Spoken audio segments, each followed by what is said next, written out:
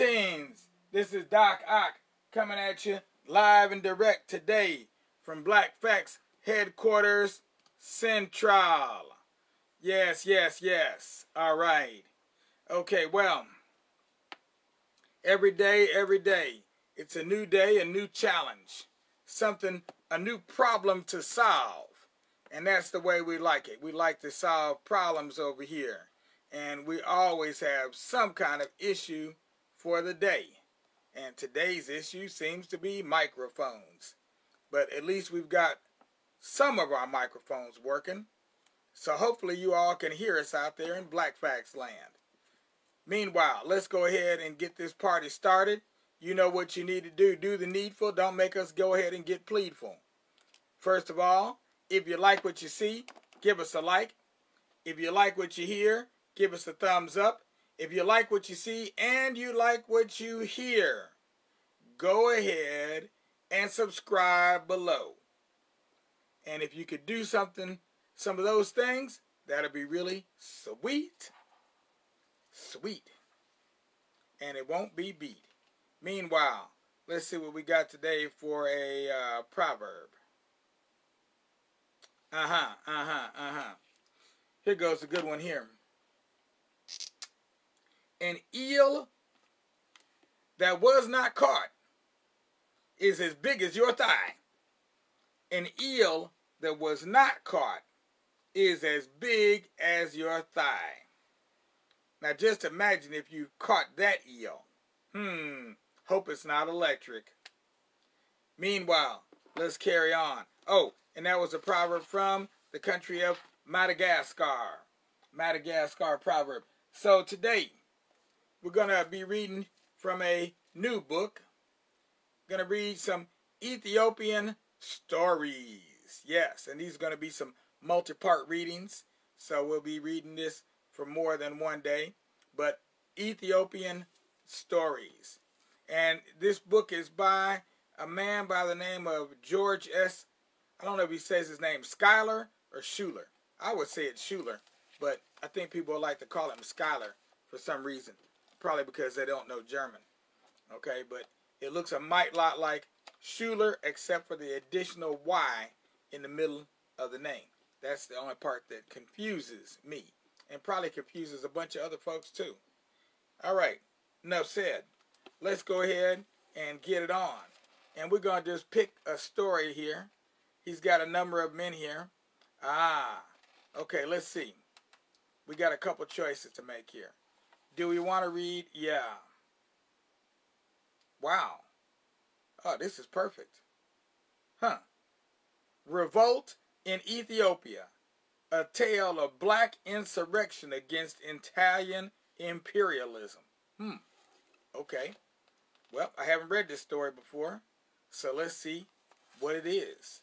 Because it is what it is and it ain't what it ain't.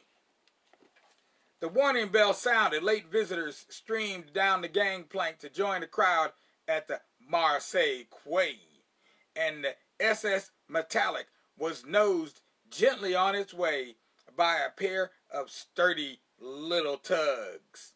Dick Welland leaned over the rail and waved at the two blonde little French girls who had made his stay in the wicked seaport so interesting. He sighed pleasantly as the big white steamer got underway and lit a cigarette with his silver monogrammed lighter. It had been a pleasant interlude in his leisurely journey around the world.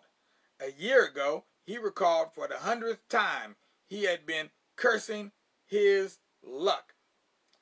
Then he was a redcap in Chicago, 2 years out of Fisk University with no prospects. Now he was wealthy, a man of the world, young, handsome, and with nothing to do but enjoy himself in the gay spots of the globe. The answer was oil. It had never meant anything in his life until 9 months before. Then his uncle Jefferson Welland had conveniently joined his ancestors and being childless had willed his immensely valuable oil lands around Kilgore, Texas, to his favorite nephew. 3 months ago, he had left America behind. Dick sighed again at the thought of his good fortune. What glorious times there were in the offing for him. There was Alexandria and Cairo coming up, gorgeous nights with slow-eyed girls under the tropic moon. He would see all the places he had read and dreamed about. Yes, he was one American Negro with cash money. He did not intend to waste his time in prejudice-ridden America. Not a chance in the world. The crowd at the K had dwindled to a white spot by this time. He turned leisurely from the rail and made his way down to his stateroom to unpack, take a shower, and go for a turn about the deck before dinner. Oh, he's living a good life. Trust and believe that. Before cabin 34, he paused smilingly as he heard the voice of Bill Sifton inside booming out some Rabelaisian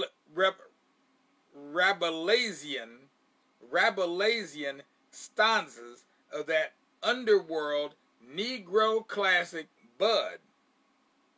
Bud. I don't remember that song having words. Well, whatever. He pushed open the door to find the comical-looking little bow-legged fellow busily going about his chores. You're pretty happy after that stop in Marseille, eh, Bill?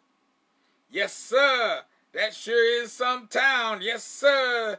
They sure is a whole lots of pretty women in that town. And, boss, they knows they stuff. But they're not like those Browns in Harlem, are they? Well, Bill paused and displayed a wide expanse of pearly teeth. I don't know, boss. They is and they ain't.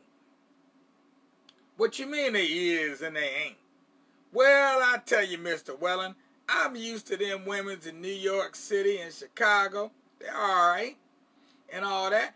But after Paris and Marseille, I kind of figure these French women's has really got something going on over here. Bill, I think you just naturally like white women. I noticed how you got around in London and Brussels and Copenhagen. Why, half the time I couldn't even find you. The valet chuckled. Well, boss, you wasn't so easy to find yourself. They laughed. They were more like companions than master and servant. Big Dick Welland preferred it that way. Hadn't he come up from the very bottom himself? But for Uncle Jefferson, would he not be still lugging leather in Chicago? Besides, Bill Sifton was one of those rare Negro servants who never forgets that he is an employee and did not presume upon his master's good nature. After his shower, Dick surveyed his 6 feet of slender, smooth bronzeness in the long mirror on the bathroom door and then dressed lazily for dinner. When he finally strolled out on the deck in his carefully hand-tailored tuxedo, he was a sight to make any woman look twice. He had not shone in football and track for nothing. He had made one turn of the deck and was lighting his second cigarette when his attention was arrested by the sight of a tall, slender, olive-skinned girl in an expensive coral pink dinner gown, talking animatedly with a short, bearded brown man with wide-brimmed black hat, a long black cape, baggy white trousers, and sharp-pointed patent leather shoes. The contrast between the two was so marked that he could not refrain from watching them closely. Only a few feet away, they were so engrossed in their conversation that they didn't even notice him staring. The young woman fairly breathed aristocracy. Her finely chiseled head with its carefully coiffed mound of black crinkly hair surmounted a slender, beautifully turned neck. Her skin was flawless, her eyes clear, black and flashing. The man, by contrast, was shifty-eyed with marks of dissipation and self-indulgence on his face. There was something foppish and yet shrewd about him. He reminded Dick of a snake.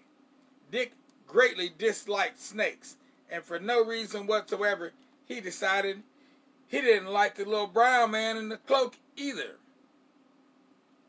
No, and let that be final, Dick heard her say. She sounded like an American. But why? The man pleaded, spreading his hands apart. What have I done? Why do you dismiss me in this manner? Am I a mere nobody? Don't I deserve consideration? Why are you so cold, obdurate? I don't think it's fair, Etara. There are not many left who can give you the proper station in life, you know. Well, she said with finality, I told you I didn't want to discuss it anymore. I said no, and I mean that, Resta. Is there someone else? The little man's voice hardened.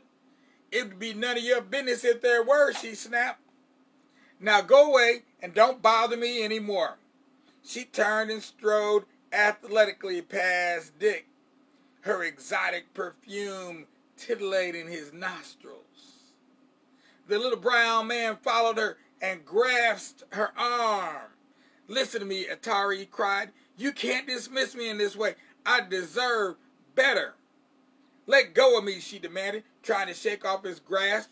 There was positive loathing in her voice. I won't, he growled, until you come to your senses. It was none of Dick's business, but he couldn't stand it any longer. Get away from that lady, he commanded, grabbing the little fellow by the collar of his cape and spinning him around. Didn't you hear what she said? The man she had called Resta quailed before the giant American. Then, regaining some of his courage, he shouted, You mind your own business, fella. That's what I'm doing, buddy, was Dick's ominous retort. Well, clear out then, or what? Asked Dick, all tense now. The handsome fellow stood transfixed by the melodrama. I'll teach you something, fumed Resta, reaching into his cloak. Dick saw the movement. His ham-like right fist shot out and lifted the man in the cape fully a foot off the ground. He sprawled on the deck like a wet rag.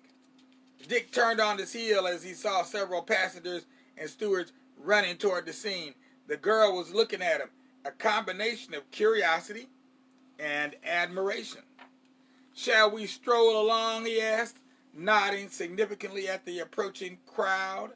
Sure, she replied, just like an American. I guess I shouldn't have butted in like that, he apologized somewhat weakly. But he looked like he wanted to start something, so I thought I'd beat him to it.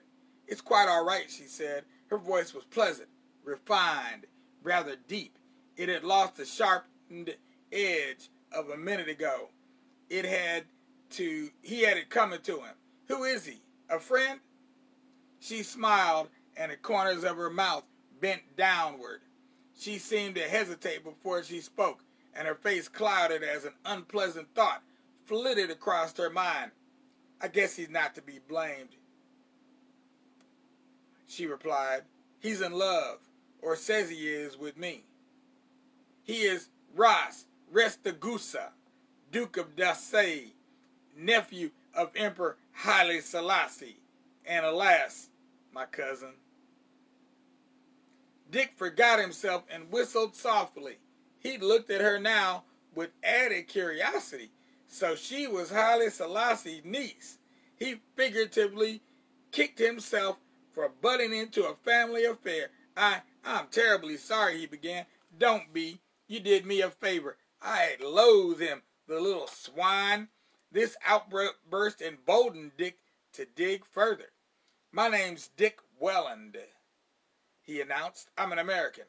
Then he waited expectantly, just a little breathlessly, for with each moment he told himself more emphatically that here was the most desirable woman he had ever seen. I am Princess Etada Zunda, she said quietly, adding, although titles mean very little these days, we've lost everything to the Italians, you know. Her voice hardened. And may I have the privilege of the Princess Zunda's company at dinner? He asked, holding his breath for the shock of her refusal. He was not prepared for her enigmatic reply. I'll do it, of course, she said. But if you're smart, you won't. And that is the end of chapter 1. We'll continue on with chapter 2 on the morrow. Until then, may peace guide your way. And as you're going about your day, don't forget that if you liked what you see here, give us a like. If you liked what you heard here, give us a thumbs up. And if you liked what you see and what you heard, subscribe to our YouTube channel below. We just changed the name, but we haven't changed our game because we're not quite that lame. Everything here is going to remain the same except for the name. We are now the Tubular Black Facts channel. Tubular Black Facts. That's right.